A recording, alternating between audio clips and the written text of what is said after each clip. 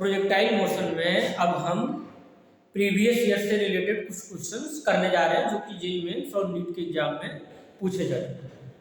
देखिए एक क्वेश्चन ये है कि ऑब्जेक्ट को हमने u स्पीड से थ्रो कर दिया, अब थीटा का वैल्यू जो है ये कितना होगा, जिससे कि ऑब्जेक्ट का जो रेंज है वो इक्वल हो जाना चाहिए h मैक्स, मीन्स ऑब्जेक्ट को u स्पीड से थ्रो किया गया।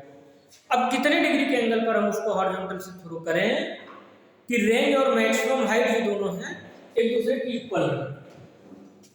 चलिए कंडीशन क्या है, रेंज जो है h मैक्स के इक्वल है, u आपको गिवन है बट थीटा नहीं पता था कि कितने डिग्री के एंगल पर थ्रो करना है। चलिए तो रेंज का हम फार्मूला लिखते हैं इसके लिए, तो u स्क्वायर साइन आप कितना पढ़ा 2 theta divided by g, h max का formula u square sine square theta divided by कितना 2g।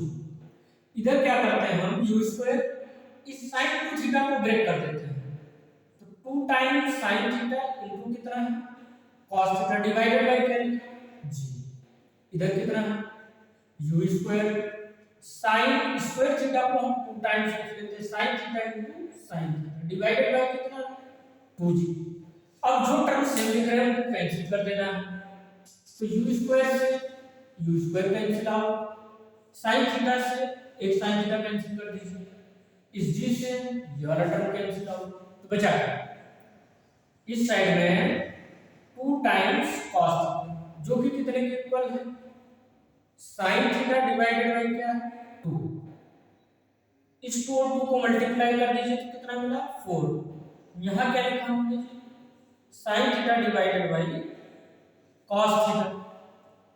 अब sin theta divided bye cos theta लिखा तो ये हमको मिल गया कि tan थीटा का वैल्यू कितने के इक्वल है 4।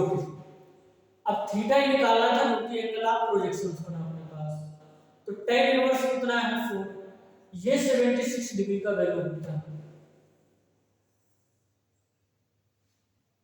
चलिए ये क्वेश्चन नीट और जेईई मेंस में प्रीवियस ईयर में पूछा जा चुका है एग्जाम में। नेक्स्ट क्वेश्चन हम लेते हैं, उससे पहले हम थोड़ा सा कुछ चीजें इसमें देख लेते हैं। तो प्रोजेक्टाइल मोशन में जब हम किसी ऑब्जेक्ट को अपवर्ड डायरेक्शन में थ्रो करते हैं तो ऑब्जेक्ट जो है सेम हाइट पर 2 बार जाता है। कुछ ऐसे कि अगर हमने ट्रैजेक्टरी ऐसे कुछ बनाया तो ऑब्जेक्ट को u स्पीड से थ्रो किया, कितने स्पीड से है u स्पीड से, कितने डिग्री के एंगल पर थ्रो किया थीटा, y एक्सिस इधर क्या है x एक्सिस, तो ये एक हाइट अगर हमने यहां से ये कंसीडर किया और बिल्कुल जस्ट इसी के सामने दूसरे पॉइंट पर इसको हमने क्या कंसीडर कर लिया, यहां की हाइट कितना है ये, तो हमने ये देखा कि सेम हाइट से ऑब्जेक्ट 2 टाइम्स पास कर रहा है, तो जब ये h मैक्स तक पहुंचने के पहले इसका टाइम कितना रहा होगा t1, इधर क्या है h मैक्स के बाद का टाइम, तो ये कितना हो गया t2। तो 2 अलग अलग टाइम पर ऑब्जेक्ट सेम हाइट पर ऑब्जर्व किया जा रहा है, देखा जा रहा है, तो इसमें ट्रैजेक्टरी इक्वेशंस का कुछ यूज है, ट्रैजेक्टरी इक्वेशंस का नहीं क्वाड्रेटिक इक्वेशंस का यूज है। ठीक, किसका यूज है क्वाड्रेटिक इक्वेशंस का यूज है। डिस्प्लेसमेंट के फार्मूले में हम क्वाड्रेटिक इक्वेशंस का यूज करके क्वेश्चन को सॉल्व करते हैं। देखिए तो सेम हाइट पर जब ये है इन दोनों टाइम से रिलेटेड क्या क्या चीजें पूछी जा सकती है वो पहले देखते हैं। तो हमने लिखा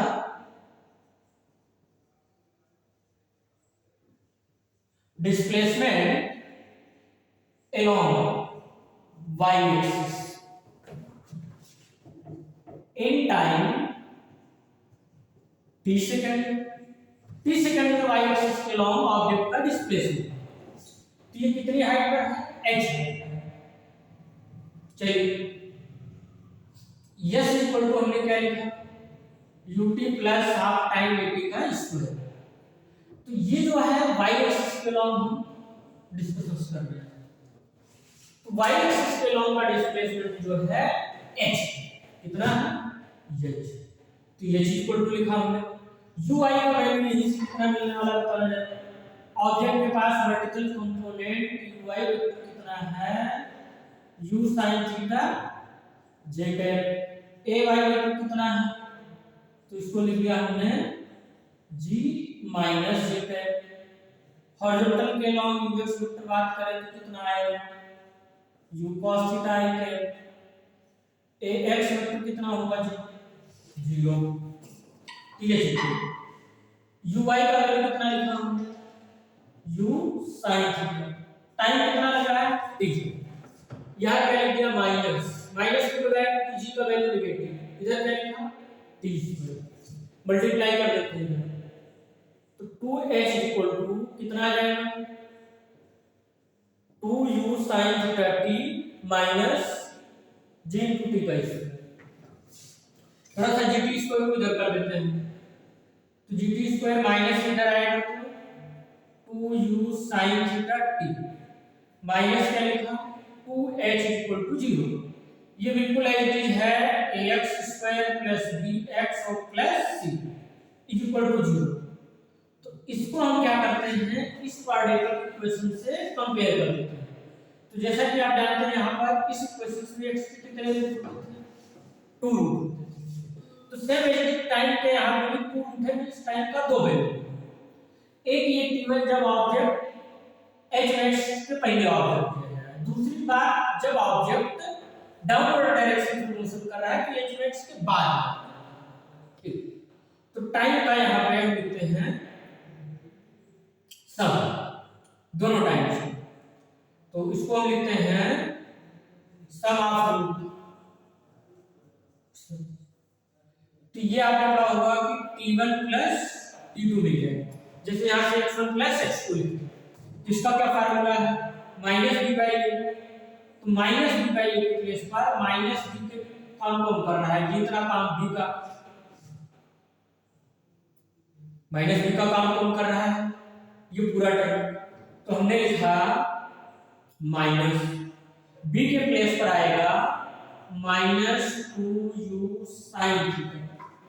a का काम कौन कर रहा है ये देखिए तो g।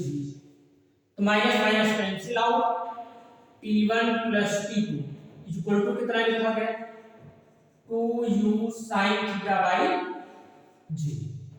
इस इक्वेशन से बेसिक क्वेश्चन जी में 2023 में पूछा जाता है। अब ये कुछ क्वेश्चंस को सॉल्व कर लेंगे। पहले आप इधर ध्यान दें सब आप हमने पढ़ लिया। सेकंड क्या है हमारे पास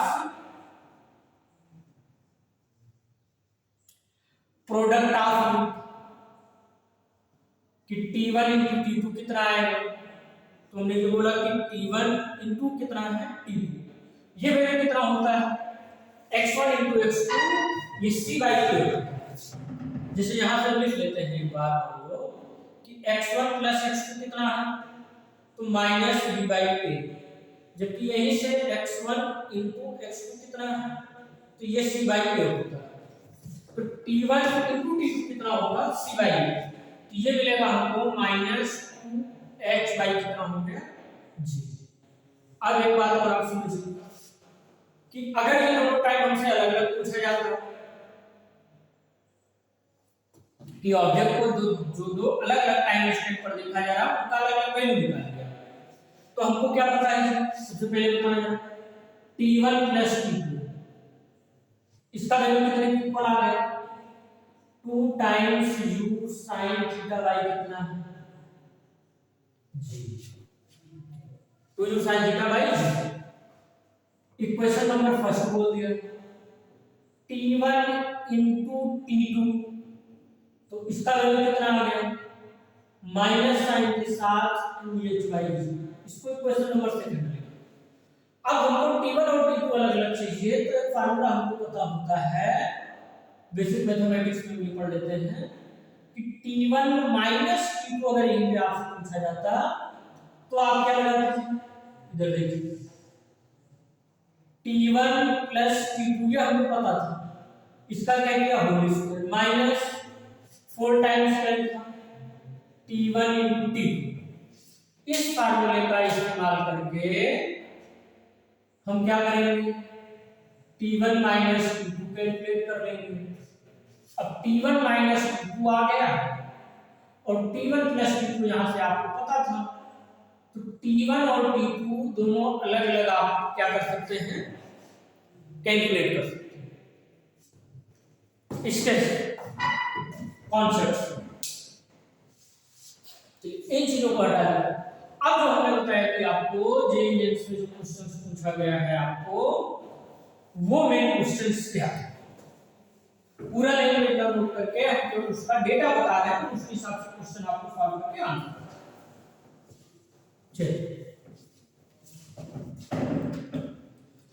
तो जो क्वेश्चंस दिया गया था आपको एग्जाम में, जेईई में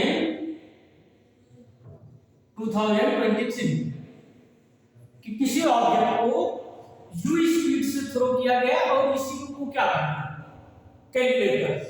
जिस स्पीड से ऑब्जेक्ट को थ्रो किया गया वो स्पीड निकालना है, किस एंगल पर थ्रो किया गया, तो थीटा इक्वल टू ये गिवन है 30 डिग्री। ऑब्जेक्ट को कितने टाइम्स देखा गया, 2 टाइम्स। वो टाइम कौन सा है, तो T1 इक्वल टू बोला है 3 सेकंड, और दूसरी बार कब देखा गया, T2 इक्वल टू 5 सेकंड पर। एट द सेम हाइट, कि ऑब्जेक्ट को हमने सेम हाइट पर दो बार देखा, T1 एंड T2 पर। जिस एंगल से थ्रो किया गया है ये एंगल आपको कितना गिवन है, 30 डिग्री। एंगल कितना गिवन है, 30 डिग्री। अब 30 डिग्री पर थ्रो किया गया और आपसे पूछा है कि स्पीड क्या हो, जिससे कि ये दो बार देखा गया सेम है, तो आप क्वेश्चन नंबर फर्स्ट पर यूज कर दीजिए। क्या लिखा है, T1 plus T2 equal to 2u sin theta by g। तो T1 कितना रखा हमने 3, T2 कितना है 5 सेकंड, इधर क्या रखा 2, u हमको फाइंड आउट करना है जो कि नहीं पता था यहां से। sin कितना गिवन है आपको 30 डिग्री पर थ्रो किया गया, g का वैल्यू कितना रखा 10, तो 5 प्लस 3 कितना आ गया 8, इधर क्या लिखा 2, u sin 30 डिग्री का वैल्यू कितना होता है 1/2, तो इधर डिनोमिनेटर में कर दिया और ये कितना आ गया 10। अब बोले जरा कि इस 2 से ये 2 cancel out, u equal to हम कितना लिख सकते हैं, तो u इक्वल टू हमने क्या किया, इस 10 को 8 से मल्टीप्लाई कर दिया तो कितना आ गया हमारे पास 18।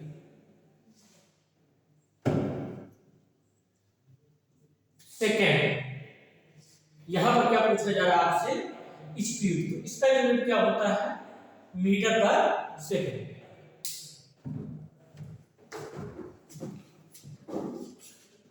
तो इस तरीके से हम इस क्वेश्चन को सॉल्व कर सकते हैं।